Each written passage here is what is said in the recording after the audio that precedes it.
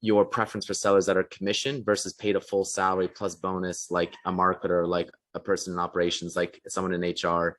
So if you were to know in advance, let's say on the website, that the sales team is not commissioned, their paycheck doesn't depend on your decision to buy, that they're being paid fully by their employer, how does that influence you? Do you have a preference? Like how would that affect you? How does that affect your experience so far, knowing that your sellers have been commissioned probably? Go ahead. Yeah, I think that's a big one, right? I think when you know that somebody isn't on commission, I think just flat out you trust them more, right? That you don't think that they're going to be pointing you to a specific solution, or getting you to this higher price plan because they get paid better on it, right? That they're more so than a commissioned sales rep are going to have your best interests at heart, right? And really feel like they are that friend that's providing you value and going to support you in making the right decision.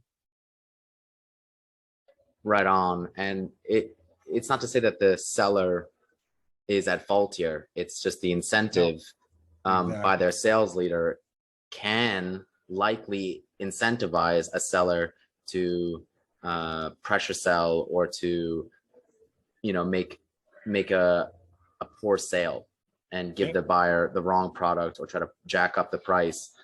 And the buyer can sense that, and the buyer comes to the table wary of that, and is on their guard, and is not conducive to kicking things off that way.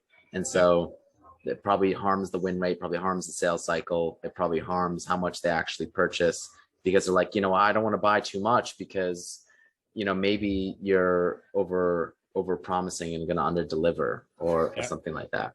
I think you brought up a great point there about pricing, right? Overpricing, right? There's always this, right? Especially when prices aren't on the website, right? There's always this feeling that, right, somebody's charging high so they can try to discount down, right? And then you're stuck trying to figure out, where is that balance, right? What is that number? So what if there was full transparency, right? What if there was all of these AEs were paid a salary, so they don't feel like, if I don't get this person to this plan, I'm not going to eat this month, right? It's a bad incentive, knowing that if somebody doesn't take, if you don't push somebody up, right, it's going to be a detriment to you, right? And that's any human, right? Like if we're put in that situation, right, you're going to try to make sure that you can eat, right? Right, and that's really the whole purpose about quoting commission, and why sales is the only department to have quoting commission, is to pressure sell the buyer. And part of that is like, and one of the reasons why pricing is not transparent on the website is that given the 1980s sales-led model, they're trying to just force buyers into sales, and sales can maybe overcharge them and try to get a higher margin.